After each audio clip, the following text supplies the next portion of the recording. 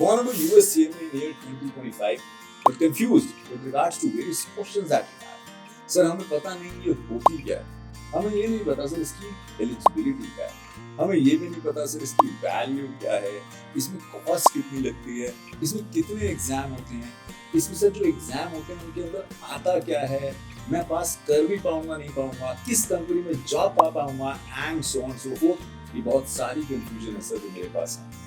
क्या ये आपके पास भी है? If yes, then this video belongs to you. Welcome friends, welcome to our channel FinTran Global. My name is Pankaj Jingra and I'm a qualified chartered accountant and a US CPA. Welcome. आज हम बात करेंगे बच्चे US CMA as a qualification की कि ये होती क्या है। अगर मैं लेमनिश टर्म्स में बात करूं, जैसे कि इंडिया में CMA होती है, जैसे हम पुराने जमाने में जाएं तो हम ICAA कहते थे, ऐसे ही US में US CMA। जैसे यहाँ पे जितनी मैनेजमेंट अकाउंटिंग या कॉस्टिंग या कॉस्ट अकाउंटिंग से रिलेटेड जितने भी रोल्स हैं वो सारे ICAA या CMA करता है, ऐसे US के पर्सपेक्टिव से ये सारी चीजें US CMA करता है। और क्योंकि ये US की क्वालिफिकेशन है, क्योंकि इसकी आउटरीच ग्लोबल है, इसीलिए इसकी डिमांड इंडिया में भी is going bizarre. Reason because many of the companies, they really recognize these qualifications, they really recognize what really CMA brings onto the table, किस तरह का content इसमें पढ़ाया जाता है, and they value that.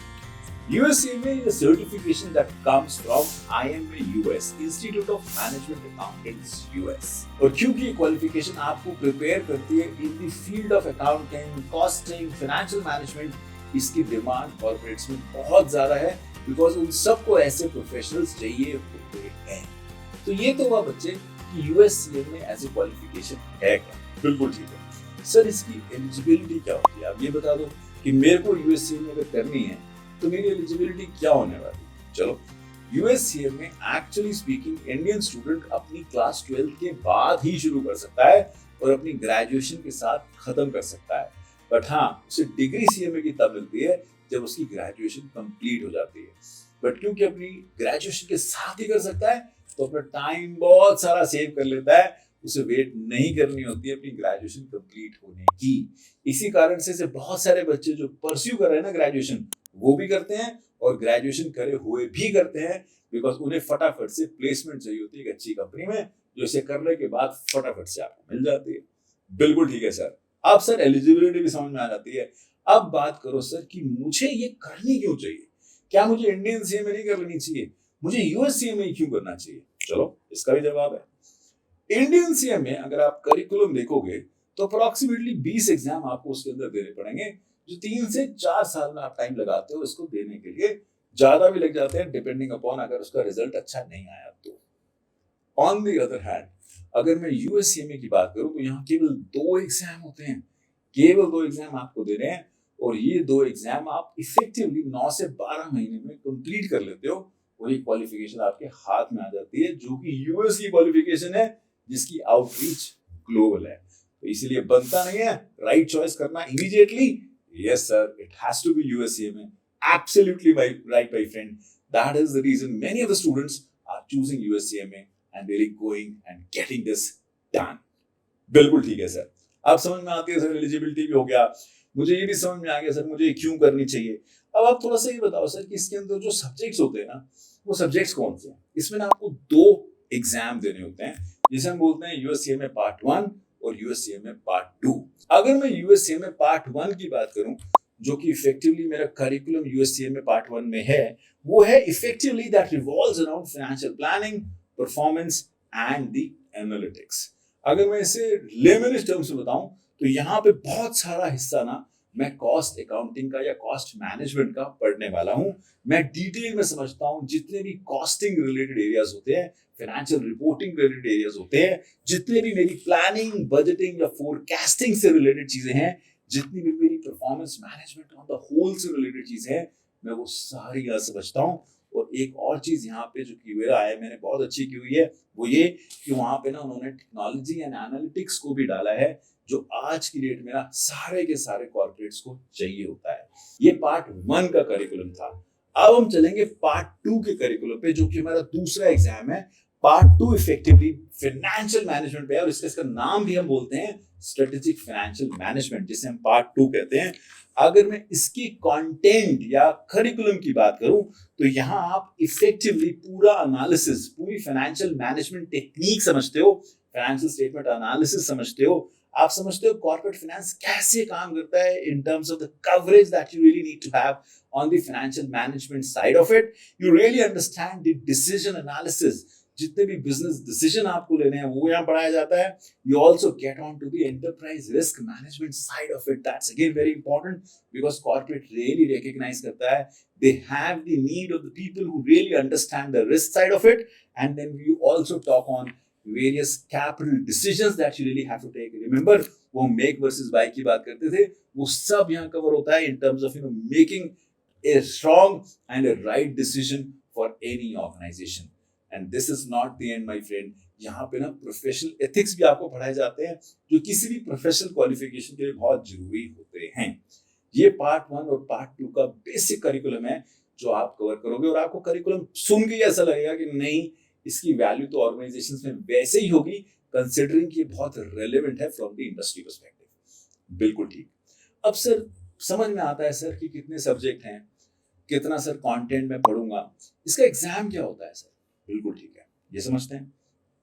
आपको यूएससीएमए के दोनों पार्ट में, पार्ट 1 और पार्ट 2 में 100 एमसीक्यूज आते हैं। 100 एमसीक्यूज मतलब मल्टीपल चॉइस क्वेश्चंस आते हैं, जिसके अंदर आपके पास एक क्वेश्चन होता है और 4 आंसर चॉइसेस होती हैं, जिसमें से आपको एक सिलेक्ट करनी होती है। 100 आपके पास एमसीक्यूज आते हैं, और फिर आपके पास 2 ऐसे टाइप क्वेश्चंस आते हैं जिसे हम सब्जेक्टिव क्वेश्चंस बोलते हैं, जहां हमें केस स्टडी दी होती है, और उस केस स्टडी के बेसिस पे मेरे से क्वेश्चन पूछे जाते हैं। वो डिटेल भी हो सकते हैं, कैलकुलेटिव भी हो सकते हैं, कुछ बनाने के लिए भी हो सकते हैं, मल्टीपल चॉइस क्वेश्चन भी हो सकते हैं, and so on so fourth. But ये 2 तरह के क्वेश्चंस हमसे पूछे जाते हैं एग्जाम में, 100 एमसीक्यूज एंड 2 ऐसे टाइप क्वेश्चंस। पार्ट 1 में भी ऐसे ही आता है, पार्ट 2 में भी ऐसे आता है। टोटल 500 नंबर का एग्जाम होता है, और मुझे 360 लाने होते हैं एग्जाम क्लियर करने के लिए, जो कि क्योंकि आप एक एक करके दे सकते हो, फ्लेक्सिबिलिटी यहाँ पे है, आपके क्लियर होने की पॉसिबिलिटी वैसे ही बहुत हाई हो जाती है। बिल्कुल ठीक है सर, ये बिल्कुल क्लियर हो गया सर, बहुत सारी चीजें इसमें क्लियर हो जाती हैं। अब आप ये बताओ कि सर ये करने के बाद, सीएमए करने के बाद मैं किस तरह की कंपनीज को टारगेट कर सकता हूँ? बिल्कुल ठीक, बहुत ही इंपॉर्टेंट बात है। अगर आप यूएस सीएमए कर लेते हो तो आप इंडियन मल्टीनेशनल्स की आंखों के तारे बन सकते हो, चाहे वो आईटी कंपनीज हो, चाहे आईटीईएस कंपनीज हो, चाहे ऑफ कोर्स एफएमसीजी कंपनीज हो, बिकॉज यहाँ सब जगह आपको कॉस्टिंग या मैनेजमेंट अकाउंटिंग या फाइनेंशियल प्लानिंग एनालिसिस की पोजीशंस अवेलेबल मिलेगी, जहां वो मांगते हैं कि अगर यूएससीएम में है तो they understand the value of the person and they want them to be on their board. On the other hand, जितनी भी यूएस या ग्लोबल कंपनीज हैं, वहां पे भी यूएससीएमए की बेहतरीन डिमांड है, because they really need somebody who understand the management accounting and the analysis और the decision making piece of it, and they really value this qualification because they understand the content that you would be going through in this. In addition to that, Big Four ले लेते हैं, चाहे वो PwC, KPMG, EY, यहाँ पे भी CMA की demand बढ़ती ही जा रही है, because they really understand that this is the value that you would bring for the client that you would be managing over there. बात समझ में आती है?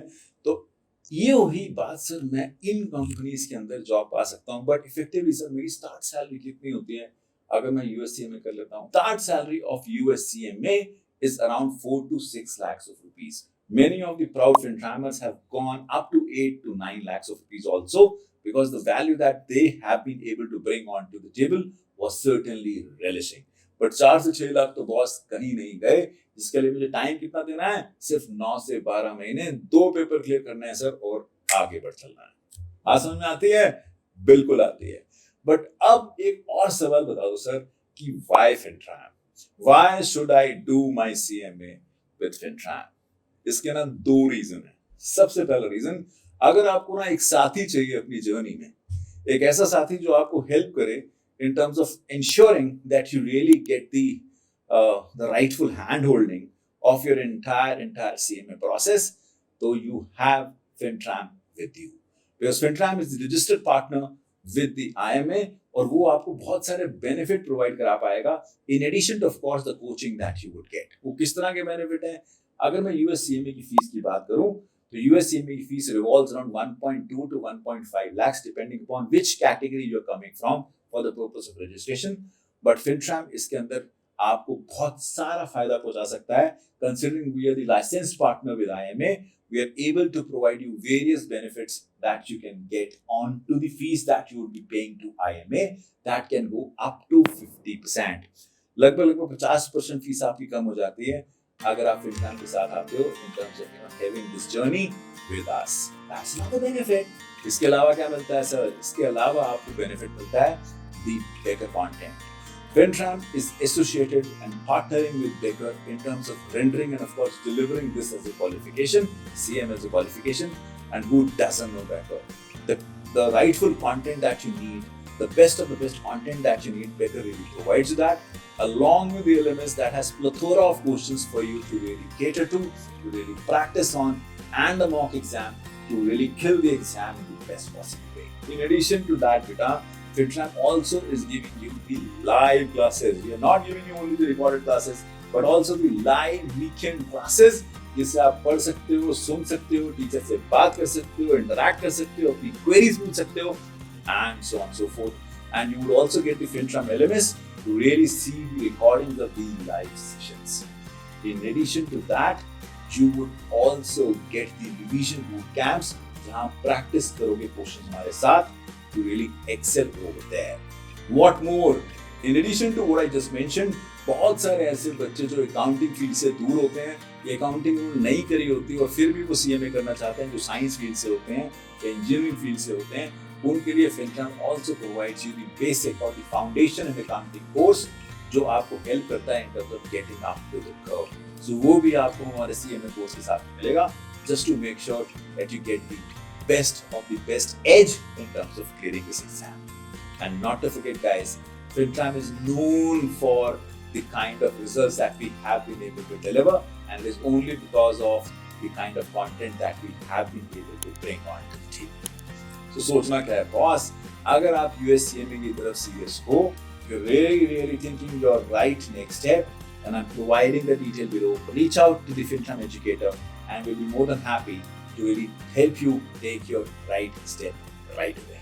I hope I was able to clarify a lot about USCMA from the 2025 perspective that you really needed the information on. अगर कोई और information भी चाहिए ना बच्चे on the with regards to USCMA तो नीचे comment box में डालना. I'll be more than happy to pick all the queries that you may have.